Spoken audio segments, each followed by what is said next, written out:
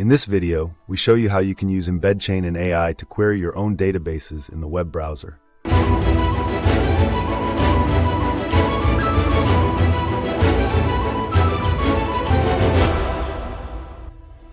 First, we install the required libraries langchain, EMBEDCHAIN, OpenAI, and Docx to TXT. We then create an app instance and configure it with the appropriate AI model, GPT 3.5 Turbo. Next, we define a function called RBAPrint, which outputs a text in a certain width.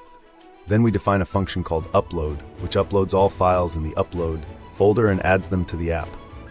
The function checks whether the file extension is .x, .pdf, or txt and adds the file accordingly.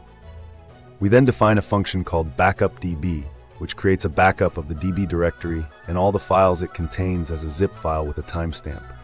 Then we define a function called deleteDB, which deletes the DB directory and all the files it contains after a backup has been created. Finally, we define a function called showUpload, which displays the directory upload in the current directory in the file manager.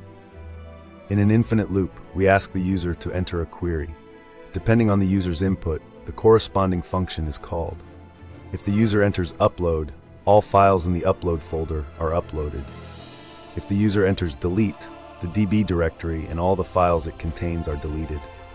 If the user enters show, the upload directory is displayed in the file manager. If the user enters backup, a backup of the DB directory and all the files it contains is created as a zip file with a timestamp. If the user enters exit, the loop is terminated. If the user makes another input, the query is forwarded to the app and the result is output.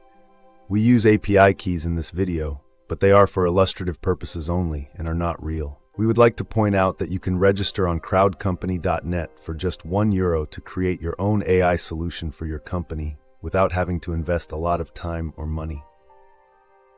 Finally, let's summarize what you've learned in this video. You have learned how you can use EMBEDCHAIN and AI to query your own datasets in the web browser.